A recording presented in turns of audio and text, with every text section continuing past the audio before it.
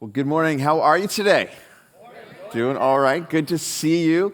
So our family was away last weekend because we were finally taking our girls to see their Christmas present from 2020 to go see Justin Bieber in concert. So we're so excited. And then we got the email notification the night before that the concert was canceled because young Mr. Bieber got sick. So we got the notification just in time to not be able to change any plans. So we went anyways and made the most of it and had fun. And I was talking to someone this morning, and they're like, oh, the girls must have been so disappointed. And I'm like, I was disappointed. What are you talking about? I was so bummed. Because, part of that gift, as a dad, I wanted them to have this cool experience. And it's just like, because I don't know about you, but I want to be a great dad. I want to be as great of a father as I can. I'm not always that good, but I try to. But it's not just fatherhood where I want to be great. I don't know about you, but slight confession, I want to live a great life. I want my life to count. I want my life to make a difference. I want my life to matter in this world. I don't think I'm the only one. Anyone else want to experience a great life?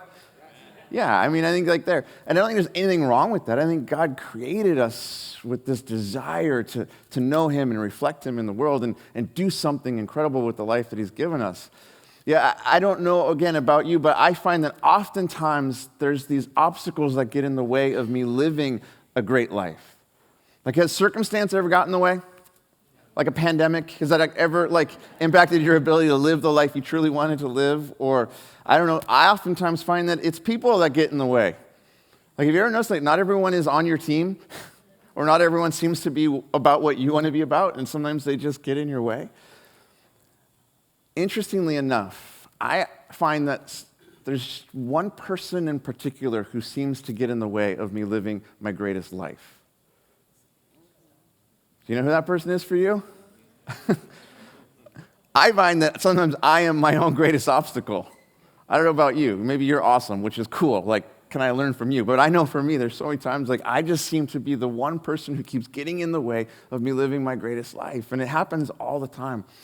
I remember when Christy and I were just starting our family. So our oldest, Indy, she had just been born, and we are just in that sweet, terrifying spot as new parents. You're super excited for this, but you're terrified because you have no idea. I still was dumbfounded when we drove away from the hospital, and they're letting us keep her. We don't know what we're doing, and just trying to figure out all that new parenting stuff. And I just remember this one time we're waking up in the morning and we could just hear Indy in her little crib just making the cutest sounds. And so Christy and I go to wake her up together. And I remember we're approaching the crib and she's just gushing and glowing in this moment. And it's just so beautiful. And I remember we get to the crib and she looks at me and she's like, do you want to get her up? And I was like, what a gift, to let me have that moment. And so I was like, I would love to. And so every part of me is this is me becoming the greatest father on the planet, and so excited. And I remember I swoop in to pick her up, and then I'm suddenly overwhelmed with this smell. And I almost gag at the smell. And I'm like, how did you create that? And I created you, so it's technically mine, but it was just so, and I just remember as I'm getting down to pick her up, I like a pilot, eject on the landing, and I swoop out, and I just smile, and I'm like, it's all you, babe. And her face was just you're the greatest. And I'm like, and I just kind of back out of the room, and I can hear her from the apartment as she's picking up our daughter, and just the sound oh my gosh, what did you do? And I'm just and there was something in me in that moment that's Joey, you just missed something. You just missed a moment to experience a greatness that you desire in your heart, but you stepped out of it. And I just wrestle with that because I'm really good at doing that. Last week, we started a series called The Overflow, taking a look at this letter that one of the early Christian leaders, a guy named Paul, writes to the first Christians, this church that he helped get started in the first century. And there's some things that we saw last week, and we're going to continue to unpack this for the next several weeks, but something we saw last week that actually gives me hope for when I'm that guy, not the guy I want to be, but the other guy. And that hope is that God doesn't give up on us. God is so good to us. And God's doing something in us, and our hope is he's going to finish that good thing he wants to do. And we saw this last week as Ron kicked us off. Paul writes these words in Philippians 1:6. He says, "And I'm certain that God who began the good work within you will continue his work until it's finally finished on the day Christ Jesus returns." And there's so much hope for us in those words as we realize that God's doing something in us. Because if you're anything like me and you are a piece of work, anyone else? Yeah, just a few of us. If you're anything like me, you know what the hope is for those of us who are a piece of work? What Paul is helping us understand as we step into this life with Jesus, we're now his work. And he's really good at doing good things in us. He's really good at awakening the best that we could hope for. That God, our hope is that God is at work in our stories, and he will help us grow. And he will help us experience our greatest life if we listen and walk with him the best we know how. And so we're going to continue jumping into this series. We're going to continue to see what we can discover today as we take a look at this ancient letter that Paul writes, this early Christian leader. And I know last week Ron helped set some of this up, but here's the amazing thing to me as I look at what Paul's doing as he's writing this letter. Paul's trying to encourage this church that he got started once upon a time. And he's not writing it from the greatest of places. Paul's actually writing this letter from being imprisoned. Now, I would think if I'm writing the letter from prison, it's going to be like a woe is me letter. And like, come and help me, like pray and get me out of here. But Paul's entire focus is on them. And he's just so excited for them because Paul is living a great life because he's experiencing what Jesus has done in his own story. And so we're going to continue to chase after the things that Paul writes here. And one of the reasons why isn't simply because Paul has some good things for us to hear. It's not simply that we want to learn from his hard-earned wisdom as a follower of Jesus. The reason we're looking at these words that Paul writes is because they're more than just his words.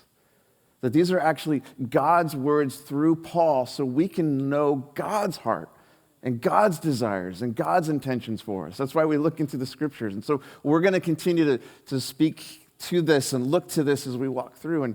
And I would just invite you to have a posture of saying, God, what do you have for me today? What is it that you want me to understand? How can I learn from what you've shared through the pages of this book so I can step into a greater life as I listen to you and follow you? And so we're going to jump in and see what we can discover today. And so we're stepping into this, what we call chapter 2. Paul didn't really write chapters, but we do that so we can find stuff. And so we're going to step into chapter 2 and see what Paul has for us here. It would help if I'm in the right book. There we go. And so Paul writes this in Philippians chapter 2, verse 1. He says this. He says, "Is there any encouragement from belonging to Christ? Any comfort from his love? Any fellowship together in the Spirit? Are your hearts tender and compassionate?" And obviously, he's just starting with a bunch of questions in this section of his letter. And what Paul's really trying to stir up in our minds and understanding is that if we've stepped into this life that Jesus has for us, are we benefiting from it? Like, are we experiencing the good things that he wants to do in our life and in our story? Like, I know as I've experienced Jesus in my own story, he's done amazing things for me and amazing things in me, that I've discovered strength I didn't know I had. I've discovered hope I didn't know I had. I discovered the ability to get over myself in ways I didn't always know that I have. And so this is what Paul's trying to help stir and awaken. Like, are you experiencing the blessing and the benefit of belonging to Jesus? Because if so, there should be an overflow of that in our life. And so he continues and he goes, so if you're experiencing this, then make me truly happy by agreeing wholeheartedly with each other, loving one another, working together with one mind and purpose. And again, what I sense as Paul's writing these words, it's almost like a father speaking to his kids, like trying to help shape the family values. Like, parents, do you remember trying to do that with your kids early on? Like, hey, this is what our family is going to be about, so stop like hitting your brother or your sister. Like, I remember like one morning we were sitting down just to eat, and Indy was like 3 years old at the time, and Christy started asking her a question, and Indy wasn't responding, and I'm like, is she okay? And I looked at this little 3-year-old angel, and I realized she's intentionally snubbing mom.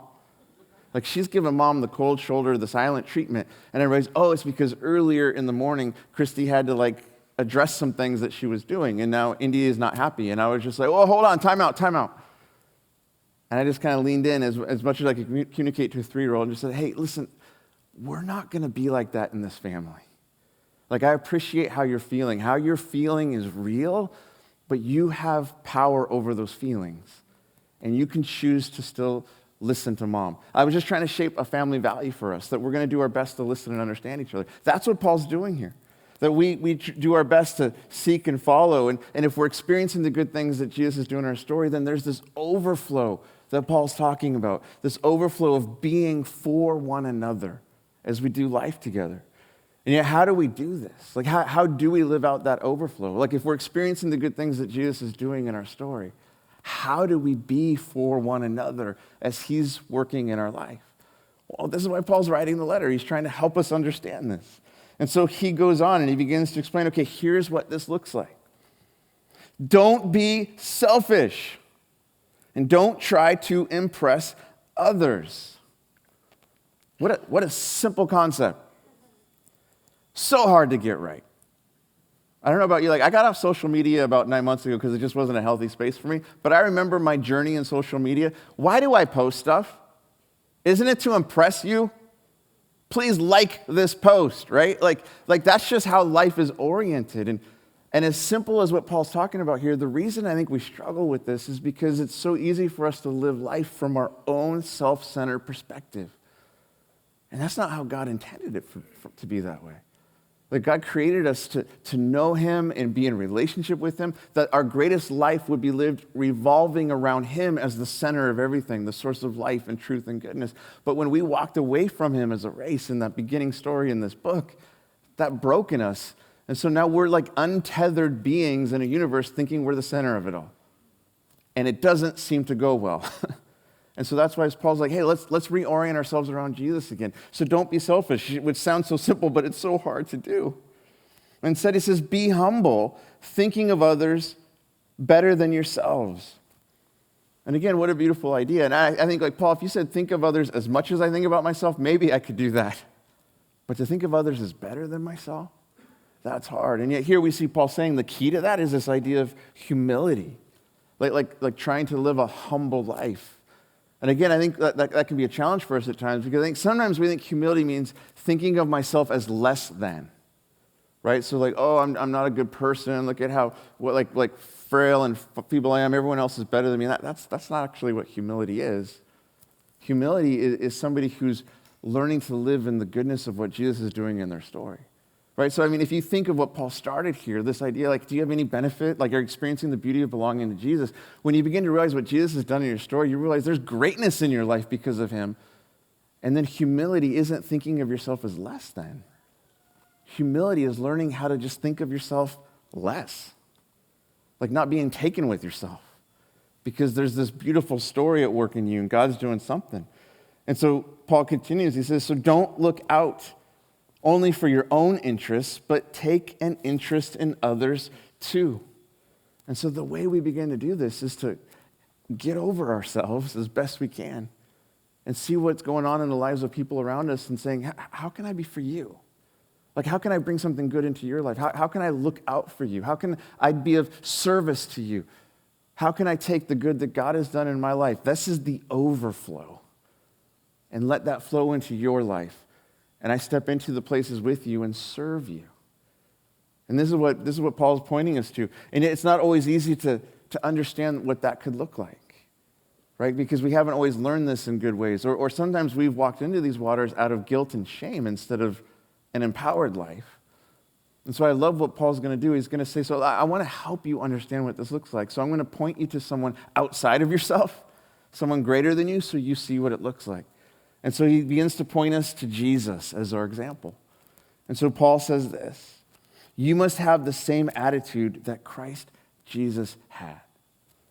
And he's pointing us to Jesus because Jesus is not only Savior, he's also our example of what our greatest life could look like as we seek to follow him into that life.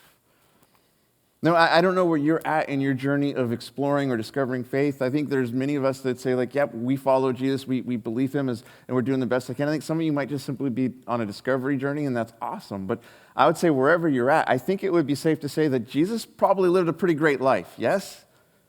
Because we're talking about him 2,000 years later, so he did something.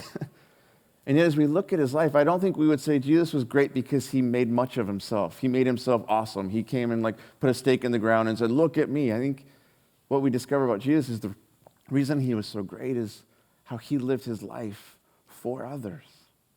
And so this is what Paul's going to continue to point us at here. You must have the same attitude that Jesus had, and he's going to show us this. And this is really neat when you understand the scriptures and you do some studying on your own. Paul is most likely going to quote for us an ancient Christian poem or an ancient Christian worship song to help point us to the beauty of this. And so he goes on and he says, talking about Jesus now, he says, though he was God. Let me just stop right there. That's some deep thinking, isn't it? Jesus was so much more than just a guy who probably looked cool in the 70s if he was around in our day, who said some neat things. I mean, he was so much more than anyone thought. That's why at Christmas we call him Emmanuel, God with us. So though he was God, he did not think of equality with God as something to cling to. Instead, he gave up his divine privileges. He took the humble position of a slave and was born as a human being. And when he appeared in human form, he humbled himself in obedience to God and died a criminal's death on a cross. What Paul's helping us understand is the greatness of Jesus is seen in his humbleness and his willing to serve us. That's why he's the example. If you had all that and yet chose to do this for others, now I'm called to follow you into that same life. So the challenge to me as I look at this is but wait, if humbleness leads to a cross, what's the payoff? Well, here's the good news. The cross wasn't the end of the story, right? I hope you understand that, yes? Easter's coming. That's the good news. And so Jesus choosing to do this on our behalf, that path of humbleness, though it led to the cross wasn't the end. The cross was the gateway to greatness for him. Because Paul goes on and he says, therefore. I love that. Let me tell you, you want a therefore in your story. You want a therefore where you've said, Jesus, I'm going to follow you. God, I'm going to give you the best of my life, the best I know how. And even though it takes me to hard places, I'm trusting that there's a therefore in my story. Therefore, God elevated Jesus to the place of highest honor and gave him the name above all other names, that at the name of Jesus every knee should bow in heaven and on earth and under the earth, and every tongue confess that Jesus Christ is Lord, to the glory of God the Father. And see, Jesus shows us something beautiful about how we step into our greatest life. We step into that great life by following his example. How can I live my life to serve others, trusting that God will show up in my story and raise me up into something that I'm truly longing for? And so Jesus gave us his best to bring us into our best with him. And what we see that Paul's talking about here in this whole section and in pointing us to Jesus is that our greatest life, your greatest life, it's found in serving others. How is that so backwards in our world? That we think our greatest life is somehow pushing myself up above others, shining the light on me and saying, look how awesome I am. Look at all the accomplishments I've made. That's how our world teaches us we find greatness. But we don't really like it when someone's all about themselves, do we? There's something in us that's you're kind of arrogant. You're kind of we wrestle with that. And so here's Jesus showing us a different way. Here's Paul calling us to a different way of finding greatness. And it's found in our ability to take our privilege, all the blessings that God is doing in our life, the good that Jesus is doing in us, and letting that overflow into people around us by serving them. That's the path to greatness. That's how we experience our greatest life. And yet at one level, this is so simple, right? Think of others first. Look out for the benefit of others. I can write that down and I can grasp it looking at it. But it's not always easy to do, is it? Come on. Is it just me? Anyone else wrestle with this? Yeah, you know why it's not always easy to serve other people? Because they're not always easy to be around. They're not always easy to like. People that are like, Joel, you're the best, what do you need? Right? I can serve people like that.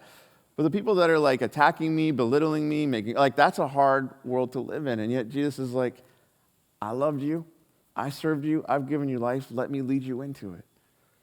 And I think sometimes the reasons I wrestle with this is, well, there's all sorts of reasons. Like I said, sometimes I'm my own worst obstacle. But I think sometimes there's a couple of reasons that are not just unique to me. I think they're maybe common to all of us that we wrestle with this, that I want to just spend a couple minutes kind of poking at with you to maybe help you see where you're struggling with in your own story, but where there's opportunity to grow beyond ourselves with it. But here's one of the reasons why I think we struggle with this, what Paul's talking about here. We struggle with this because it's really easy to apply this to others and not ourselves. Do you know what I mean? Maybe. Like when we do this is basically what we're saying, like, Paul, I totally agree with what you're talking about here. Like, this is awesome. I really wish other people would live that way, especially towards me. I mean, we're really good at that, aren't we? Taking the good things that we're taught, the things that we're seeing, and saying, like, man, if only other people would live like this. If only other people would do that. And the mistake we make in doing that is that we misapply it towards others instead of seeking to apply it to ourselves and seeking to be people that would strive to do this. Can you imagine if just as a community we all said, I'm not going to worry about whether or not you're doing this, I'm going to choose to do it. And if you took that same response and that was how we all chose to live, do you know how beautiful that would look? But we don't always do that. Because again, we're good at grabbing hold of things that we think are true and then saying, and they should do that, and they should do that, instead of asking Jesus to help us do that. And it's not just towards other people. Sometimes we just do this towards like the church in general.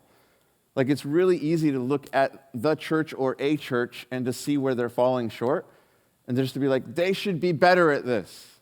Anyone have that kind of ability to see a church that's just not how it's supposed to be yet? Yeah, because we're all in process, right? Like, it's easy, but sometimes we do this, and again, we make this same mistake, and we're applying it to this concept of the church should be better at serving people, forgetting that if we're followers of Jesus, we're a part of the church. But I remember having this conversation in a previous context with a guy once after a Sunday morning service, and he came up to me, and he was like all fired up and excited, and he's like, Joel, we need to start a ride ministry in this church. And I was like, slow down, like tell me the story, like what's going on? And he's like, look, there's this young couple in our church that live on the other side of town, and they're having troubles getting here, and somebody needs to give them a ride. We need to start a ride ministry. And so I was just like, well, like, tell me more about who this is and what's going on. And I just asked a simple question. I was like, it seems interesting, like God's kind of putting this in front of you. God's putting this on your radar. Like, why don't you give them a ride? It's too far out of my way. This church doesn't care about people. You need to start a ride ministry. And I was like, It's fun being a pastor sometimes. In that same church, there was another woman. I remember she came up to me, she was talking to Christy and I at one point, and she was saying, Joel, I'm so excited. Every week I get to bring 3 of the students from the university where I work to church here. And I was like, what? Tell me what that is like. And she's like, well, I come to first service because I want to be a part of what we're doing, and I want to be able to take it in, and I serve at that service. And then as soon as the service is done, I go back and I pick up these 3 students, and I bring them with me to second service. And I'm like, wouldn't it be easier if you brought them with you to first service? She's like, they're not awake yet.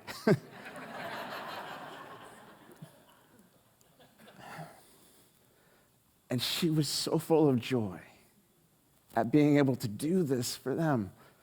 And it was really cool. Like about 6 months later, she comes up to me and she's like, Joel, you won't believe this. God has so blessed me. I got a brand new car. My car was breaking down, and I didn't really know what to do with it. So I took it to the dealership, and God worked it out so that I could drive away with the brand new car. And she was so excited. She's like, I can give them a ride in style now. Because for her, she was experiencing the overflow of God's blessing, and she realized it was a privilege to serve others. And I'm like, God, how come one gets it and one doesn't? And it's because one was applying it to themselves, and the other was applying it to others. Not realizing that, hey, if you don't like what the church is doing, guess what? You're the church. So step up to the things God is putting in front of you and watch what God wants to do through you for the benefit of others. And I think that's one reason why we can struggle with this. Here's another reason why I think we sometimes struggle with this, with what Paul's talking about and truly embracing it in our lives. I think we struggle with this because we make serving others still about us. Man, we're so good at this. Like, do you know what I mean when I talk about this? Like, we serve other people because we want to see God do something good in our lives and in our story, but we're still kind of making it about us, which means that we may do some good things, but only when it's convenient for us, right? Oh, there's a need. Well, it's not really, I can't take care of that need. You know, there's a group of men and women in our church that have a heart to serve those that are without homes. And so we partner with one of the missions in our county to create opportunity here at our facilities once a month. And there was a need for us to do it twice a month. And so this same group of people said, how can we create space to do it twice a month?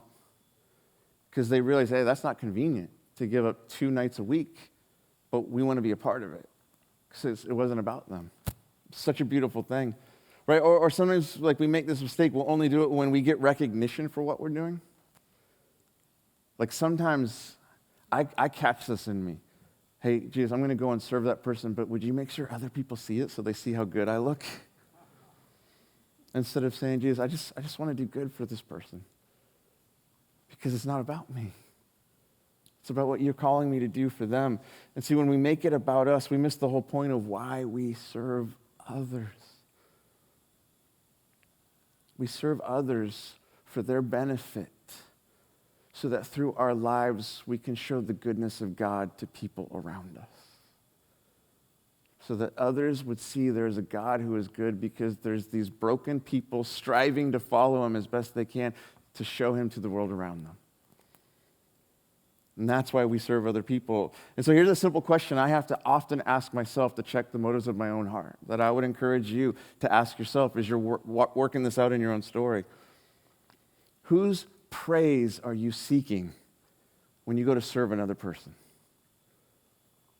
Because that was the amazing thing that Paul just talked about with Jesus. Like that when Jesus had the therefore in the story, that God elevated him to that place that every knee would bow and every tongue confess that Jesus is Lord, that we would say, you are the greatest. Paul ends that whole section, for the glory of the Father. So Jesus' own pursuit of greatness wasn't for himself. It was so he could make his dad look good, so that we can understand that there's a good Father in this universe that loves us and has a life for us. And this is what Jesus taught us to do. To those who would follow him in Matthew 5, he says these words. He says, your lives light up the world. For how can you hide a city that stands on a hilltop? And who would light a lamp and then hide it in an obscure place?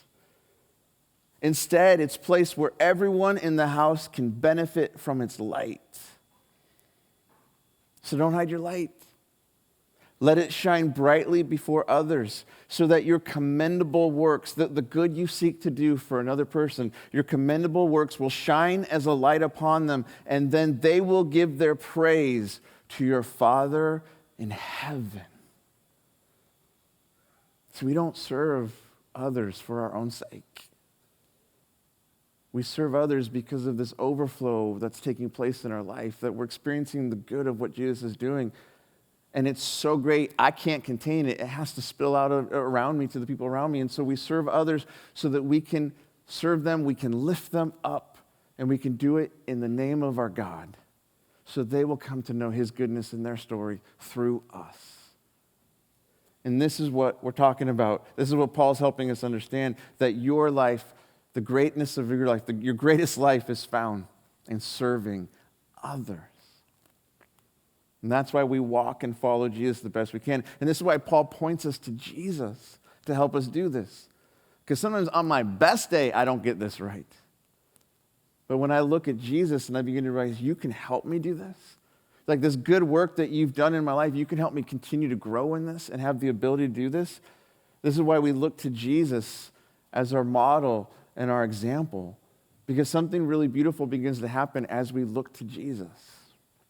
As we look to him, as our eyes are on him, we take the focus off of ourselves. And we see him and his goodness and his beauty and the good he's doing in our own story.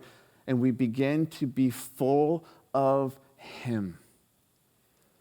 And let me tell you, it's really hard to be full of yourself when you're being fulfilled by him.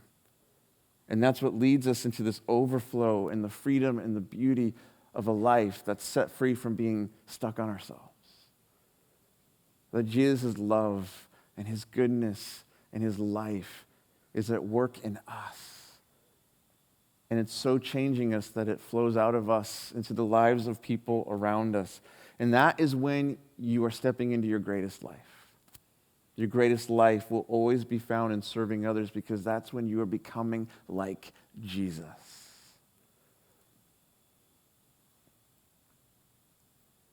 So who can you serve this week? Who can you serve in your family this week? And young people, don't think this is just for the old people. This is for you. How can you serve that sibling that drives you crazy? How can you serve a parent that doesn't get it? Parents, how can you serve your kids? How can you serve your spouse? How can you serve the people in your family this week? How can you serve the people that you work with? You're like, Joel, you don't understand. They are a serious piece of work. I'm like, I get it. So are you and me. So how can you serve them this week? How can your life be a reflection of the goodness of what you're experiencing in Jesus to the people around you? And if it's hard, just start with simple things. Smile when you're at the checkout counter. You're the light of the world.